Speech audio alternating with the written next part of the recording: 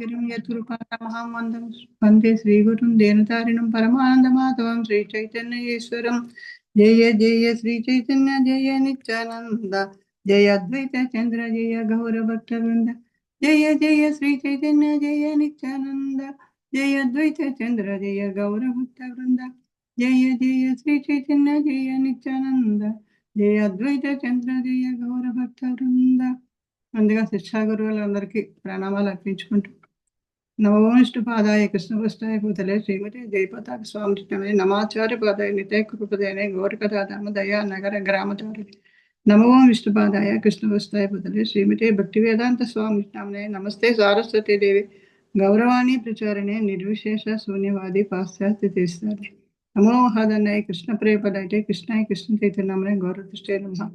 हे कृष्ण करुणा सिंधु दीनबंधु जगत्पते गोपीश गोपिका कांत राधाकांत नमोस्तुते. सप्तकांचन गौरांगी राधे वृंदावनेश्वरी वृषभानुसुते देवी प्रणमामि हरिप्रिये. वाञ्छाकल्पतरुभ्यश्च कृपा सिन्धुभ्यः च पतितानां पावनेभ्यो वैष्णवेभ्यो. जय श्री कृष्ण चैतन्य प्रभु नित्यानंद श्री अद्वैत गदाधर श्रीवासादि गौरभक्तवृंद. हरे कृष्णा कृष्ण कृष्ण हरे हरे हरे राम राम राम हरे हरे. హరే కృష్ణ మాతాజీ ప్రభుజీ అందరికీ ప్రణామాలు. శ్రీల అద్వైతాచార్యుల వారి గురించి చెప్పేటంతటి సాహసం చేస్తున్నానేమో నేను, అంత అర్హత నాకు లేదు, కానీ గురువులు చెప్పారు కాబట్టి ముందుకు వచ్చాను.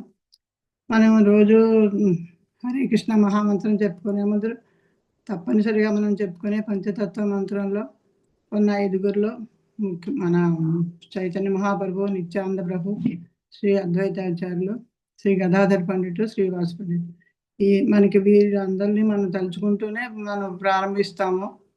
శ్రీ చైతన్య మహాప్రభు మనకి తెలుసు, ఆయన రాధాకృష్ణుల రూపంలో మనకి వచ్చారు. తర్వాత నిత్యానంద ప్రభు సంకర్షణుడు, బలరాముడుగా మనకి. ఈ అద్వైతాచార్యుల వారు శివుడు, సదాశివ, శ్రీ విష్ణు తత్వంతో వచ్చారని పెద్దలు ఆచార్యులు చెప్పిన విషయాలు మనం చదువుకున్నవి విన్నవి బట్టి. ఈ చైతన్య మహాప్రభువు కంటే 50 సంవత్సరాల ముందరే ఈ అద్వైతాచార్యుల వారు అవతరించారు. ఆయన మన మాఘమాసంలో శుక్లపక్షం శిశిర ఋతువులో సప్తమి తిథి నేను జరుపుకున్నాను కదా. ఈయన తండ్రి పేరు కుబేర పండితుడు, తల్లి నాభాదేవి. ఈ మనకి అసలు మొదట పెట్టిన పేరు మంగళని, అందుకే మహావిష్ణు అంశతో పెట్టారు కాబట్టి ఆయనలాగే కళ్ళు, ఈయనకు కూడా కమల రేకుల వంటి కళ్ళు ఉన్నాయని కమలాక్షాలు కూడా అనేవారని చెప్పారు. ఈయన జన్మస్థలం బంగ్లాదేశ్లో సునామ్గంజ్ జిల్లా నాభా గ్రామం. ఈయన 1434లో జన్మించారు. ఈయన నేను ఎక్కువ గ్యాదర్ చేయలేకపోయాను మాట, ఎందుకంటే నాకు టైం తక్కువ ఉంది. విన్నవి, చదివినవి, చూసినవి నేను ఏదో కొంచెం చెప్పడానికి ప్రయత్నిస్తాను. సరిగ్గా చెప్పలేకపోతే క్షమించండి. ఈయన అప్పటి పరిస్థితులు 500 ఏళ్ళ కిందటే అప్పటి పరిస్థితుల్లోనే ప్రజలు ఎక్కువగా నిరాకారం వాదులని, శూన్యవాదులని, అయితే వాళ్ళకి వాళ్ళే మేమే దేవుళ్ళు అనుకుంటాం. అలాంటి పరిస్థితుల్లో బాగా భౌతిక బంధాల్లో చిక్కుపడిపోయి చాలా ఇబ్బందుల్లో ఉంటే వాళ్ళకి అది ఇబ్బంది అని అనుకోవట్లేదు, వాళ్ళకి వాళ్ళు బాగున్నామని అనుకుంటారు. కానీ ఈ అద్వైతాచార్యులు మాత్రం వాళ్ళ పరిస్థితి చూసి చాలా దుఃఖించి వీళ్ళని ఎలాగైనా సరే ఈ పరిస్థితి నుంచి బయటపడేయాలి అని ఆయన శ్రీకృష్ణ ప్రార్థించడానికి ఆయన గంగా జలంతో, శాలిగ్రామాన్ని గంగా జలంతో, తులసి దళాలతోటి పూజ చేసి ఎలుగెత్తి దుఃఖిస్తూ ఆయన రోధిస్తూ పిలిచారు. ఆయన వచ్చి నువ్వు ఈ భూమి మీదకి వచ్చి వీళ్ళందరినీ ఉద్ధరించు, వీళ్ళందరినీ చైతన్యంలోకి తీసుకుని రావాలి, వీళ్ళని తప్పకుండా రావాలి అనుకుంటూ ఆయన అలా రోధిస్తూ పిలిచాట. దానికి మనకి తులసీదళం, గంగాదళం తర్పిస్తే ఆయన భక్తులకి తనకి తానే అమ్ముడిపోతాడు అనే హరిభక్త విలాసలో ఒక శ్లోకం ఉంది. తులసీదళ మాత్రేణ జలస్య చులికేనవా విక్రీణేతి స్వం ఆత్మానం భక్తేభ్యో భక్తవత్సల. శ్రీకృష్ణ భగవానుడు ఎవరైతే భక్తులపై అత్యంత వాత్సల్యాన్ని కలిగి ఉంటాడో ఆయన తనకు ఒక తులసీదళాన్ని, దోషులతో గంగాదళాన్ని ఎవరైతే సమర్పిస్తారో వారికి తనకి తానే అమ్ముడిపోతాడు అని. అలాగే ఈయన కూడా ఆయన పిలుపు విని మనకి శ్రీ చైతన్య మహాప్రభు అవతరించారు. ముందుగా అద్వైతాచార్యుల వారి శ్లోకం చెప్పడం మర్చిపోయింది సారీ. వందే తం శ్రీమద్ అద్వైతాచార్యం అద్భుత చేష్టితం యస్ప్రసాదాత్ తత్స్వరూపం నిరూపయత్. శ్రీ అద్వైతాచార్యునికి నా గౌరవ ప్రమాణాలు అర్పిస్తున్నాను. ఆయన కార్యకలాపాలన్నీ అద్భుతమైనవి. ఆయన దయ వల్ల మూర్ఖుడు కూడా ఆయన లక్షణాలను వర్ణించగలడు. దానికి నేనే ఉదాహరణ అన్నమాట. ఒక అజ్ఞానం తీసుకొచ్చి ఆయన గురించి చెప్పమన్నారు. ఆయన ఇక్కడ నేను ఏమైనా చెప్పగలిగానంటే ఆయన అనుగ్రహం వల్లనే చెప్తానని అనుకుంటున్నాను.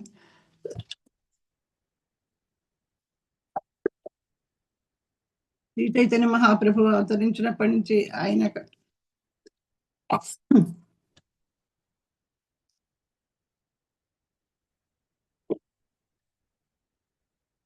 ఇది శ్రీ అద్వైతాచార్యుల వారి ఫోటో.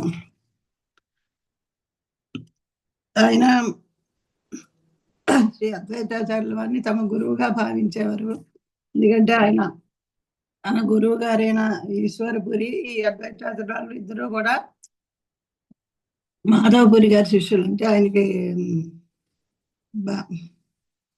గురుభాయి ఏదో అంటారు కదా, అలాగా ఆయన వాళ్ళిద్దరు. కాబట్టి ఆయన తన గురువుని ఎంత గౌరవించారో ఈయన కూడా అంత గౌరవించారు. కానీ ఈయన మాత్రం ఎప్పుడూ కూడా నన్ను అలా గురువుగా చూడొద్దు, నేను మీ దాసుని, నేను మీ భక్తుడిని, అంతేగాని అలా కాదని ఈయన చెప్తూ ఉండేవారు.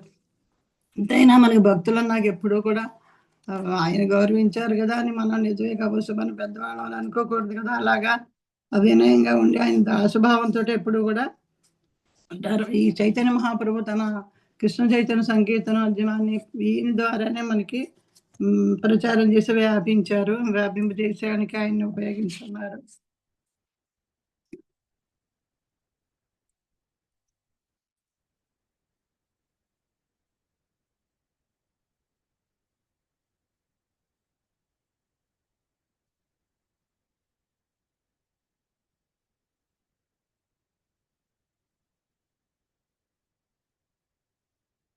ఇక్కడ అద్వైతుడు అనే పదానికి దేవదేవుడైన, అంటే మనకి ద్వైతము అద్వైతము అని వింటాం కదా. ద్వైతం అంటే రెండు ఉన్నాయని, అద్వైతం అంటే ఇంక రెండోది లేదు అని. ఈయన దేవదేవుడైన హరికి అభినుడు. ఆయనకి ఈయనకి తేడా లేదు కాబట్టి ఆయన అంశ తీసుకుని వచ్చారు కాబట్టి ఆయన అద్వైతుడు అని పిలువబడ్డారని. భక్తి యోగాన్ని మనకి ప్రవర్తింపులు చేసి ఆయన ప్రచారం చేశారు కాబట్టి ఆచార్యుడని పిలువబడినారని మనకి ఆదిలీలలో ఆయన గురించి చెప్పడం జరిగింది. ఆదిలీల అధ్యాయం 6 చైతన్య చరితామృతంలోను. ఆయన భగవంతుడు భక్తావతారుడు కూడా కాబట్టి ఆయన ఆశ్రయిస్తున్నారని ఇక్కడ మనకి చాలా ఆయన మహిమల గురించి చాలా చెప్పారు. ఆయన మహిమ మామూలు సామాన్య జీవులకి అసలు అర్థం కాదు, అర్థం చేసుకోవడం కష్టం. ఇందాక శ్లోకంలో చెప్పినట్టు ఆయన అనుగ్రహం ఉంటేనే మనం ఆయన మహిమలను అర్థం చేసుకోగలం. ఈయన మహావిష్ణువు ఇక్కడ మనకి 3 అవతారాలు చెప్పుకున్నాం కదా మనం. కారణోదక సాయి మహావిష్ణువును మన గర్భోదక సాయిని. ఈ గర్భోదక సాయి సృష్టికి మూలం కదా. ఆయన అవతారమే శ్రీ అద్వైతాచార్యుల వారని ఇందులో చెప్పడం జరిగింది. ఆయన సృష్టి పోషణ అంతా చేసి బ్రహ్మాండాలన్నీ సృష్టిస్తారని చెప్పేసి, తర్వాత మనకి బ్రహ్మాండాల్లో ఆయనే ప్రవేశిస్తారని, ఆయన అంశ కాబట్టి ఈయనకి భేదం లేదని చెప్పడం జరిగింది. ఆయన ఎప్పుడూ కూడా ఈ అద్వైతాచార్యులు ఆ లీలల్లో మనకి సహాయం చేస్తారు. ఆయనకి మన మహా శ్రీ విష్ణుమూర్తికి అని చెప్పి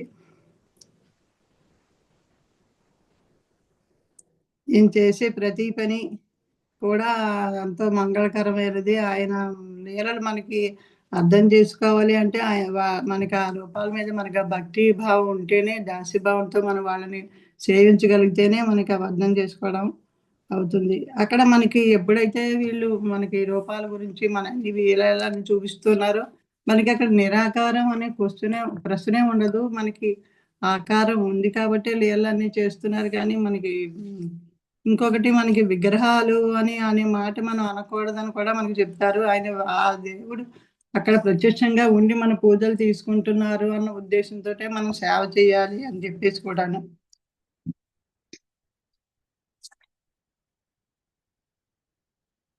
ఈయన సమస్త కార్యాలు కూడా ఆధ్యాత్మికమైనవి కాబట్టి ఆయన ఆయన గురించి విన్నవాడు, ఆయన కీర్తించిన వాడు అందరూ కూడా వాళ్ళు కూడా కీర్తనీయులు అవుతారు అని చెప్తున్నారు. ఎందుకంటే అక్కడ అమంగళం అనే ప్రశ్నే ఉండదు కాబట్టి, ఈ మనకి విష్ణు రూపంలో ఎటువంటి భౌతికత అనేది ఉండదు, అంతా ఆధ్యాత్మికమైనది కాబట్టి ఆయన అసలైన స్వరూపాన్ని మనం అంటే అక్కడ ఈయన అసలు రూపం విష్ణుమూర్తి కాబట్టి ఆ విష్ణుమూర్తి యొక్క అసలు రూపం తెలుసుకోవడానికి ప్రయత్నించాలి తప్ప మనం వేరేగా మనం ఊహించుకోవడం అది చేయకూడదని చెప్పడం జరుగుతుంది. అలా నిజ స్వరూపాన్ని తెలుసుకున్నప్పుడే మనకి సిద్ధిని పొందుతాము అని చెప్తారు.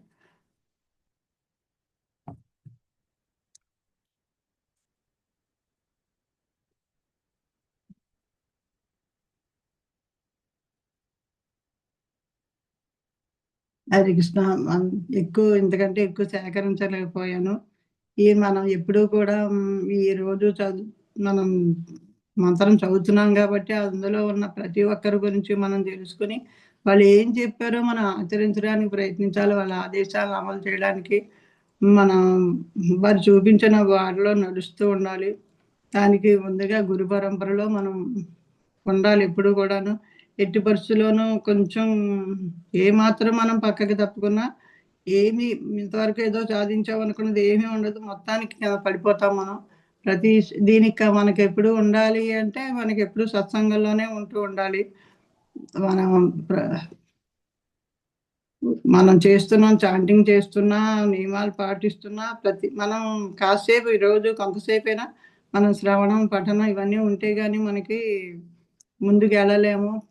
పూర్తిగా కింద పడిపోతే మళ్ళీ లేవడం కూడా కష్టం అవుతుంది. మనకి గురువులే మనకి అన్ని విధాలా చేయూతనిచ్చి మనకి నడిపిస్తారు. అలాగే ఈ పంచతత్వం అనే అపరాధరహితమైన సాధన కోసం మనం ముందుకు నడిపించాలని ప్రార్థిస్తూ నేను ఇక్కడ ఆపుతున్నాను. హరే కృష్ణ. హరే కృష్ణ హరే కృష్ణ కృష్ణ కృష్ణ హరే హరే హరే రామ రామ రామ హరే. హరినాద్వైత ఆచార్యం భక్తి సంసనాత్ భక్తావతారం ఈశం తం అద్వైత ఆచార్యం ఆశ్రయే. అంటే అతను భగవంతుడికి భిన్నుడు కాదు అన్నమాట, అభిన్నుడు అతను. అంటే దేవాది దేవుడు, ఆయన అద్వైత అని పిలుస్తారనమాట. తర్వాత ఈ భక్తి అనే భక్తి అనే సెక్ట్ అన్నారు వాళ్ళు, కల్ట్ అన్నారు. ఈ భక్తిని బోధించారు కాబట్టి, ప్రచారం చేశారు కాబట్టి ఆయన్ని ఆచార్య అన్నారు అనమాట. అతను భగవంతుని యొక్క భక్తావతారం కూడా కాబట్టి అటువంటి భక్తుణ్ణి నేను ఆశ్రయం తీసుకుంటున్నాను అని చెప్పడం జరిగింది. మనకు చైతన్య చరితామృతాలో అద్వైతాచార్య గురించి మనకు అనేక శ్లోకాలు చెప్తారనమాట. జస్ట్ ఒకటి రెండు చదువుకొని, ఎందుకంటే ఆయనకి మనం వందనాలు చెప్పుకోవాల్సిన అవసరం మనకు చాలా ఉంది. సో అది చేసుకుంటూ నేను చిన్న అద్వైతాచార్య మీద చిన్న ప్రజెంటేషన్ షేర్ చేస్తా మీతో. షేర్ ఎక్కడ చేయాలి తల్లి? ఒక్క నిమిషం షేర్ చేసేటప్పుడు నాకు అసలే గ్రీన్ కలర్ ఉంది చూడండి. కారణంగానే భక్తుడుగా ఆయన అవతరించారనమాట. అంటే చైతన్య మహాప్రభు ఆవిర్భావానికి మూల కారకుడు అంటే అద్వైతాచార్యులు. ఆయన యొక్క భక్తి, ఆయన యొక్క విశ్వాసము అది భగవంతుడిని మళ్ళా అవతారం తీసుకునేటట్టుగా ఒత్తిడి చేసింది. అందుకని ఆయన మనం తలుచుకోవాలన్నమాట. నిన్న అయిపోయింది. దీంట్లో ఏం చెప్తున్నారంటే ఫస్ట్ ఈ అద్వైత ఆచార్యకు ఎందుకు మనము వందన అర్పించాలి అంటే, ఈ గోల్డెన్ అవతారం అంటే చైతన్య మహాప్రభు అవతారానికి ఆయన కారకుడు కాబట్టి. అదిగాక భగవంతుడికి భక్తుల పట్ల ఉండే ఆ దయ ఈయనకు ఒక చక్కటి ఉదాహరణ అనమాట. ఈ కలియుగంలో భగవంతుడు భక్తుని రూపంలో రావడానికి కారణం మన అద్వైతాచార్యులు. చైతన్య లీల ఆదిలీలలో చాలా మటుకు ఈ పంచతత్వ గురించి మనకు వివరంగా చెప్పడం జరుగుతుంది అనమాట. దాంట్లో మీ మాతాజీ చెప్పినట్టు 5గురిలో ఈవెన్ మన అద్వైతాచార్యుల గురించి కూడా చాలా వివరంగా చెప్పడం జరిగింది అనమాట. నేను ఎక్కువ డీప్ గా పోవట్లేదు. చైతన్య చరితామృతలో ఆదిలీలలో 1వ చాప్టర్ లో 6-7 శ్లోకాల్లో చదివి పంచతత్వ అంటే ఏంటి అనేది మనకు తెలుస్తుంది అనమాట. అద్వైతాచార్య యొక్క ఆయన యొక్క స్థానం ఏంటి, ఎవరు అద్వైతాచార్య అంటే ఆయన ఏ తత్వానికి ప్రతీకగా ఉన్నారు అంటే అద్వైతాచార్యను మహావిష్ణువు సదాశివ తత్వాన్ని కూడా చెప్తారనమాట. అంతేకాదు ఒక భక్తుడుగా ఆయన మనకు అందరికి ఒక చక్కటి ఆదర్శంగా నిలబడతారు. ఆయన ఏంటి అంటే ఈ భక్తి యొక్క శక్తి అనేది ఎలా ఉంటుంది, భగవంతుడికి అనేక శక్తుల్లో ముఖ్యంగా ఈ పంచతత్వాల్లో భక్తి శక్తికి ఆయన ప్రతీకగా నిల్చుంటారనమాట. ఆ తర్వాత ఆయన విష్ణుతత్వ అయినప్పుడు కూడా ఆయన ఏం చేశారంటే ఇంతకుముందు మాతాజీ చెప్పినట్టు చైతన్య మహాప్రభుకు ఒక సేవకుడు అన్న భావనతోనే ఉన్నారనమాట. మరి విష్ణుతత్వ కూడా భగవంతుని యొక్క ఎక్స్పాన్షన్సే అయినప్పటికీ ఇక్కడ తనను ఒక సేవకుడుగా భావించి చైతన్య మహాప్రభుని ఆయన సేవించేవారు అనమాట. ఇవన్నీ మనకు ఎక్కువ ఆదిలీల గురించి వస్తుంది. 1వ అధ్యాయము 12వ చాప్టర్, అదే 1వ అధ్యాయంలో 12 నుంచి 16 శ్లోకాల్లో మనకు అద్వైతాచార్య యొక్క ఐడెంటిటీ అంటే ఆయన ఎలా గుర్తించాలి అనే విషయం ఆయన గురించి ఉంటుంది అనమాట. మహావిష్ణువు అని చెప్పుకుంటూ తర్వాత ఇతను మెయిన్ మహావిష్ణువు యొక్క విధి ఏంటి, ఈ యొక్క భౌతిక జగత్తును సృష్టించడం. అయితే నిన్న నేను ఒక లెక్చర్ విన్నా. లెక్చర్లు ఏమిటంటే మహావిష్ణు ఆయన డైరెక్ట్ గా ఇన్వాల్వ్ కాకుండా, ఇది చెప్తుంటే నాకు రసరాణి మాతాజీ గుర్తుకొచ్చింది. చెప్తారు కదా, సదాశివుడు ఆయన దుర్గాదేవిని ఎట్లా ఇంప్రెగ్నేట్ చేస్తే జీవాలన్నీ వస్తాయో అది నిన్న చెప్పడం జరిగింది అనమాట క్లాస్ లో. తర్వాత ఈ 12 నుంచి 16 చెప్పుకుంటూ భగవంతునితో అతను సేమ్ అయిన కూడా భగవంతుడి సేవకుడికి అతను సేవిస్తున్నప్పటికీ కూడా అతను భగవంతునితో భిన్నుడు కాదు కాబట్టి అద్వైత అని చెప్పారు. ఇంతకుముందు మనం చెప్పుకున్నట్టు భక్తిని ఆయన ప్రచారం చేశారు కాబట్టి ఆచార్య అని చెప్పారు. తర్వాత ఇంకా భక్తుడు అంటే ఒక భక్తుడిలాగా భగవంతుడు వచ్చాడు కాబట్టి ఈ 5 దాంట్లో భక్త అవతారం, భక్తాఖ్యం, భక్తి శక్తికం మనం చదువుకుంటాం కదా, చెప్పుకుంటూ అవన్నీ చెప్తూ ఇక్కడ రాధా మాధవుని కూడా ప్రేజ్ చేస్తున్నారు అనమాట. ఈ 1 శ్లోకాల్లో మనం 12 నుంచి 16 శ్లోకాలు ఇట్లా పంచతత్వం చెప్తున్నారు. తర్వాత రాధా మదన్ మోహన్ కూడా ప్రేజ్ చేస్తున్నారు అనమాట. వాళ్ళ పాదాల విందాలే సమస్తం నాకు అని చెప్తున్నారు చైతన్య చరితామృత యొక్క లిఖితుడు. తర్వాత 16వ శ్లోకంలో ఈ బృందావనంలో ఈ మనం చదువుకున్నాం కదా బృందావన రమ్యస్థానం, అక్కడ ఏంటి అంటే ఈ రాధా గోవిందులు అనేక మంది ముఖ్యమైన అనుచరుల ద్వారా ప్రార్థించబడుతూ ఉంటారు. అటువంటి రాధా మదన్ మోహన్ కి, రాధా మా గోవిందుడికి నా ప్రణామాలు అర్పిస్తున్నానని చెప్తారనమాట. తర్వాత ఇక్కడ అద్వైతాచార్య ఏంటంటే మహావిష్ణు అవతారం అని మనకు చాలాసార్లు చెప్పుకున్నాం. గౌడీయ దాంట్లో ఏంటి అంటే ఆయన తత్వం విష్ణుతత్వమైన కూడా ఈ లీలలో ఆయన ఏ రకంగా వ్యవహరించారు అనేది మనం ఎక్కువగా చూస్తాం అనమాట. విష్ణుతత్వం అనే టాపిక్ రాదు. చైతన్య మహాలీలలో, చైతన్య మహాప్రభు లీలలో ఆయన ఏ రకంగా సర్వ్ చేశారు, ఆయన ఏ రకంగా గురువులాగా వర్తించారు, ఇవన్నీ మనం ఎక్కువగా చూడడం జరుగుతుంది అనమాట. అంత గొప్ప అంటే ఒక రకంగా సాయి రీత్యా చూసుకుంటే భగవంతుడితో సమానమైనప్పటికీ కూడా ఎంతో వినయంగా తను నిర్దేశించుకున్నారు అద్వైతాచార్య. అది మనకు ఒక ఆదర్శం. తర్వాత బ్రాహ్మణ కుటుంబంలో మంచి విద్వాంసుల కుటుంబంలో జన్మించారు కాబట్టి ముందు చిన్నప్పటి నుంచే అతను భాగవత ధర్మం మీద ఆకర్షితులయ్యారనమాట. శాంతిపురాలో ఉండేవారు. శాంతిపురాన్ని మనం ఎప్పుడు గుర్తు చేసుకుంటాం? హరే కృష్ణ. శాంతిపుర ఎందుకు మనకు ఎక్కువ సార్లు తలుచుకుంటాం? మాయాపూర్ దగ్గర ఉన్న శాంతిపుర అద్వైతాచార్య ప్రదేశము. ఇక్కడ శాంతిపుర ఫెస్టివల్ అని అవుతుంది. ఈ నవద్వీప్ పరిక్రమ అయిపోయినాక చైతన్య మహాప్రభు అపేరెన్స్ అయినాక శాంతిపుర ఫెస్టివల్ కూడా అవుతుంది అనమాట. అది ఇప్పటికి కూడా ప్రతి సంవత్సరం జరుగుతుంది. ఆ శాంతిపుర ఫెస్టివల్ కి చుట్టుపక్కల గ్రామాల నుంచి వందలాది మంది ప్రజలు వస్తారనమాట. ఇక్కడ ఏముంది, కిచిడి, ఇంత టమాటా పచ్చడి, పడం, అంతే, ఇంకేం ఉండదు. కానీ ఎక్కడెక్కడి నుంచో అందరూ వస్తారనమాట అక్కడికి. ఒకసారి మేము కూడా వెళ్ళే అవకాశం మాకు దొరికింది. చాలా అద్భుతంగా ఉంటుంది అక్కడ ఎక్స్పీరియన్స్. ఊహించలేము, మొత్తం అన్ని రోడ్లు బంద్ అయిపోతాయి అనమాట. అతని యొక్క గృహము ఒక వైష్ణవ సెంటర్ లాగా మారిపోతుందట. అద్వైతాచార్య యొక్క ఈ ఆచార్యుడు ఆ వైష్ణవాన్ని బోధించడంలో అదొక వైష్ణవ సెంటర్ అవుతుంది. తర్వాత అతను భక్తికి ఇంపార్టెంట్ ఇచ్చాడు, కానీ ఈ రిచువలిస్టిక్ అంటే మనం కొన్ని విధులను నిర్వర్తిస్తూ ఉంటాం రొటీన్ గా, అటువంటిది కానీ పాండిత్యం కానీ ఆయన ఎక్కువగా ఆమోదించలేదు. భక్తికి ఆయన ముఖ్యమైన ఇంపార్టెన్స్ ఇచ్చారనమాట. అద్వైతాచార్య మన 12వ అధ్యాయంలో ఫస్ట్ శ్లోకాల్లో అంతా ఏంటంటే ఆయన గృహస్థ జీవనం, తర్వాత ఆయన యొక్క ప్రభావం గురించి చెప్తే, తర్వాత ఈ 3వ అధ్యాయంలో అతని ఈ కలియుగంలో జరుగుతున్న పరిస్థితులు చూసి ప్రజల్లో భక్తి సన్నగిల్లడం, ఇంకోటి ఆ రోజులు ఎక్కువ శాక్తేయులు ఎక్కువ ఉండేవాళ్ళు అనమాట.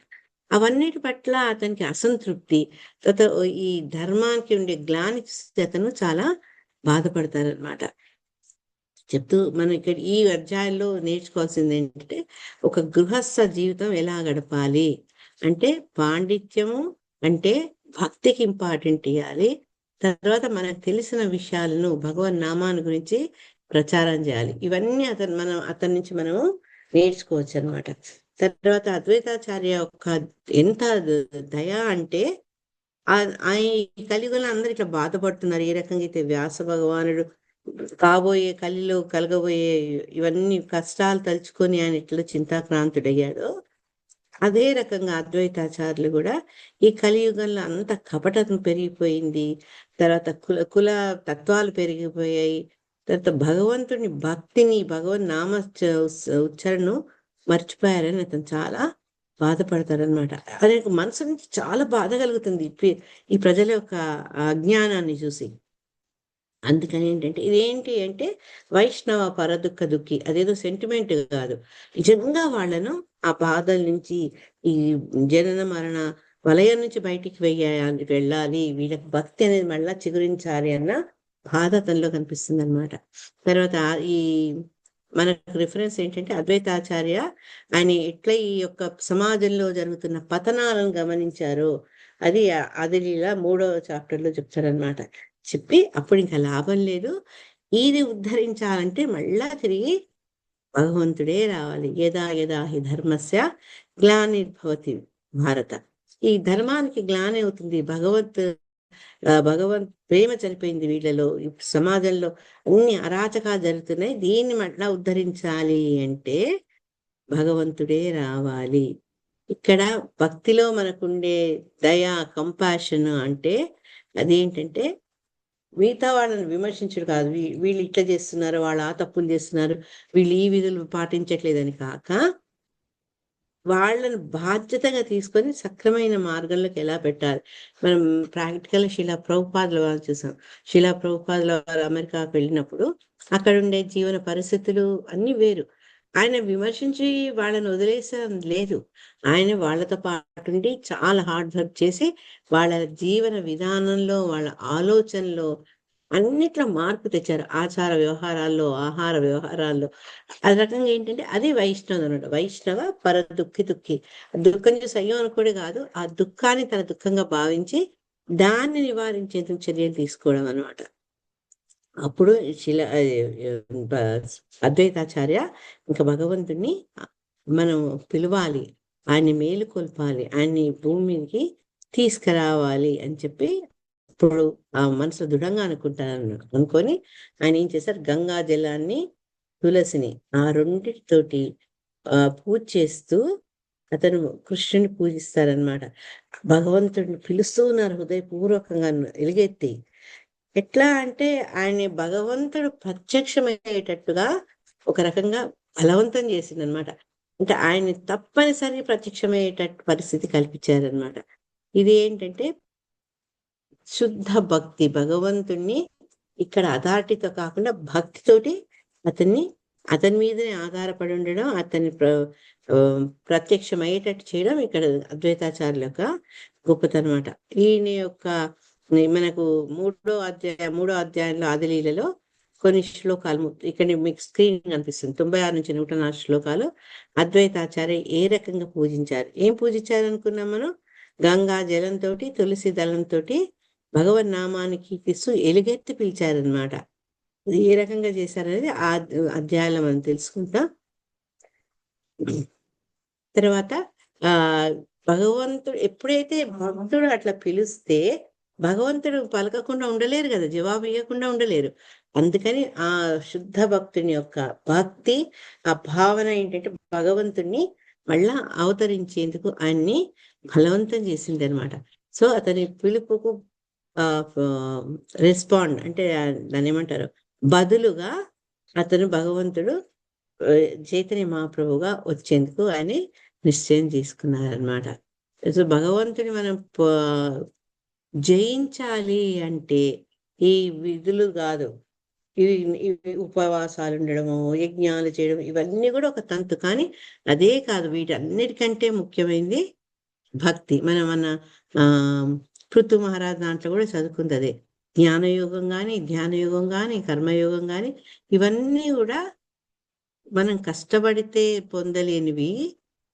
భక్తి యోగం ద్వారా మనము ఆ భగవంతుని మీద ప్రేమను ఈజీగా పొందగలుగుతాము. తద్వారా ఊర్ధ్వలోకాలు దాటి భగవద్ధామానికి వెళ్ళగలుగుతాము. సో ఇక్కడ భక్తి అనేది ఏంటి అంటే మెయిన్ గా మనం భగవంతుని ఎట్లా జయించవచ్చు అంటే భక్తి ద్వారా.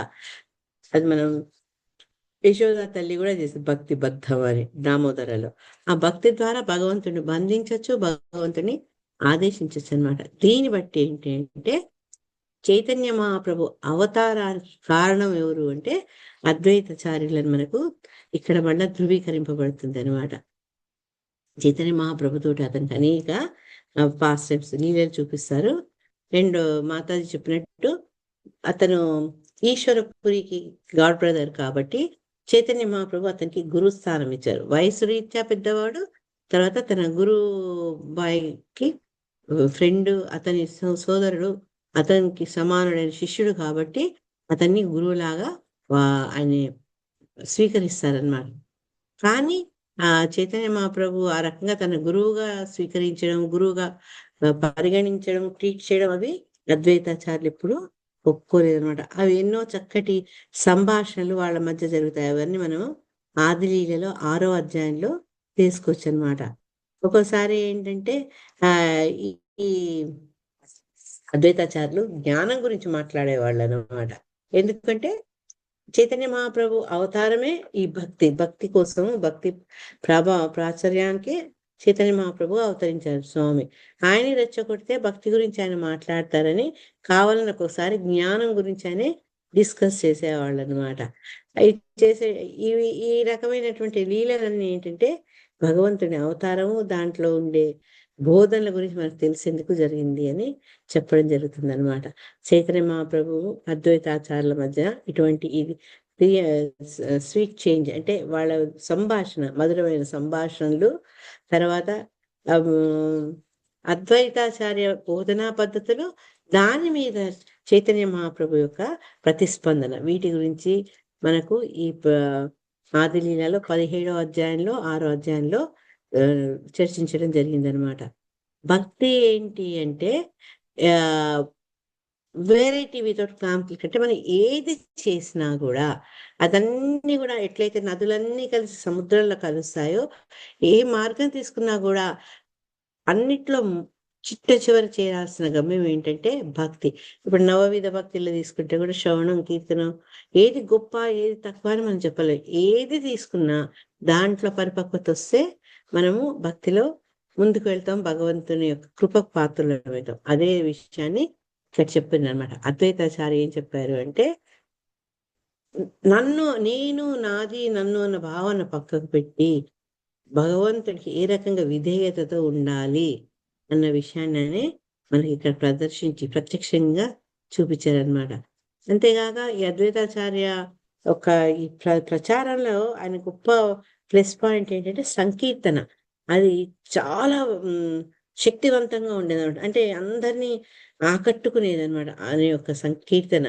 తర్వాత ఏంటి అంటే చైతన్య మహాప్రభు యొక్క మాధుర్యాన్ని ఈయన సంకీర్తన అందరికీ తెలియజేసేది అనమాట. ఇట్లా ఇట్లా ఐస్ క్రీమ్‌లోకి వెళ్తే మనకు చిన్న చిన్న టేస్ట్ ఇచ్చినట్టుగా ఈయన యొక్క సంకీర్తన ఎంత పవర్‌ఫుల్‌గా ఉండేది అంటే, చైతన్య మహాప్రభు యొక్క గొప్పదనం అందరికీ తెలిసేదనమాట. ఇవంతా మనకు ఆదిలీల 17వ అధ్యాయంలో ఈ నామ సంకీర్తనలో అద్వైతాచార్య యొక్క ఆహ్, పాత్ర మనకు తెలియజేస్తుందనమాట. సంకీర్తన ద్వారా ఏంటి అంటే, ఎప్పుడైతే మనం ఇంతకుముందు చెప్పుకున్నట్టు భగవంతుడి మీద ఒకవేళ కేంద్రీకరిస్తే, అది ఏ మార్గం తీసుకున్నా గూడా వాటన్నిటిని గూడా వాటి యొక్క ఉద్దేశ్యం నెరవేరుతుందనమాట.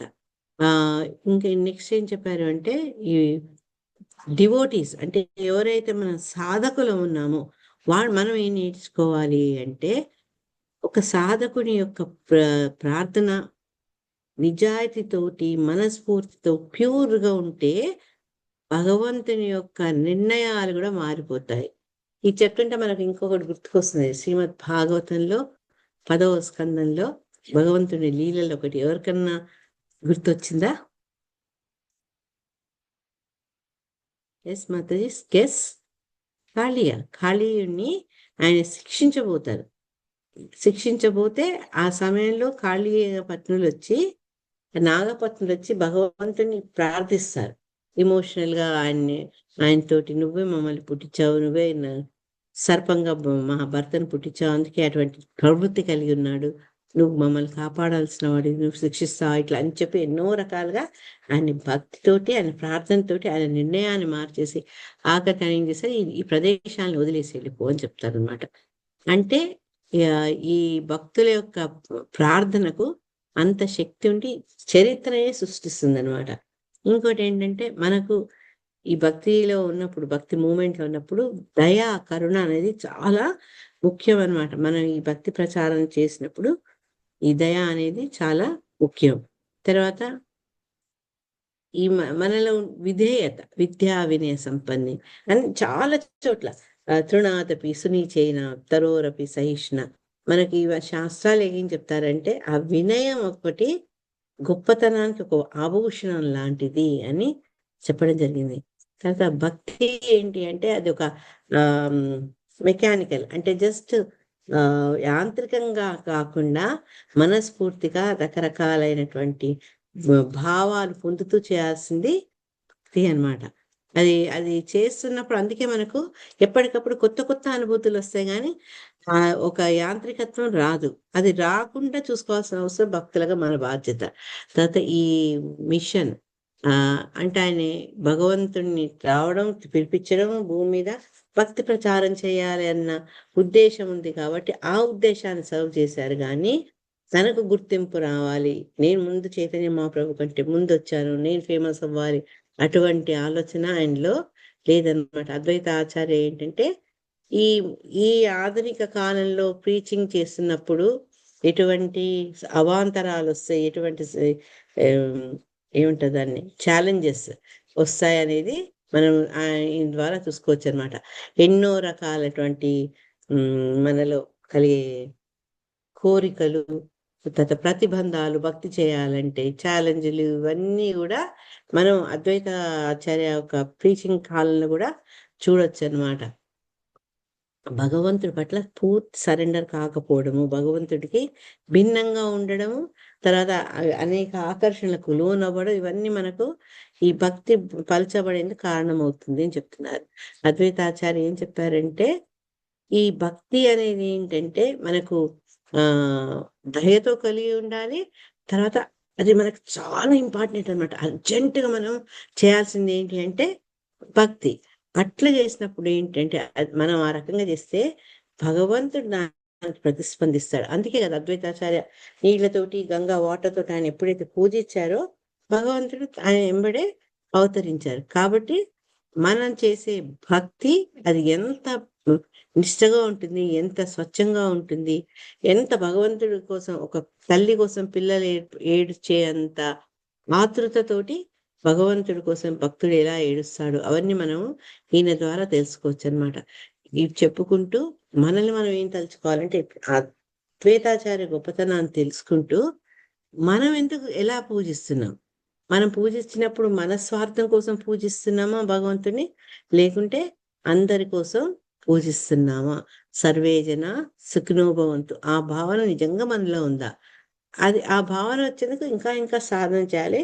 సాధకుడు ముందు ఏంటంటే ఫస్ట్ నాకు ఈ కష్టాలున్నాయి, నాకు ఈ నష్టాలున్నాయి, నాకు ఇవి కావాలి, అవి కావాలి. ఒక ఆర్డర్ డీలర్‌గా మనం వ్యవహరిస్తాం భగవంతునితో.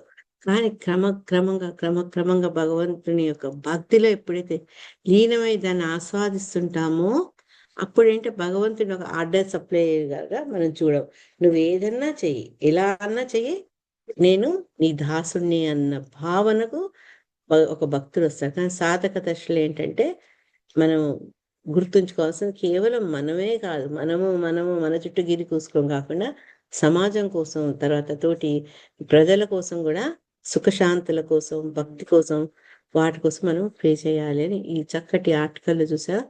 అది అది చూసినప్పుడు, విన్నప్పుడు నాకు మీతో షేర్ చేసుకోవాలనిపించింది. ఆన్ ద స్పాట్‌కి అదేమంటారు ట్రాన్స్‌లేషన్‌లో ఏదైనా మిస్ అయితే క్షమించండి. కానీ అద్వైతాచార్య గురించి ఒక అవగాహన వచ్చిందని అనుకుంటున్నా. హరే కృష్ణ.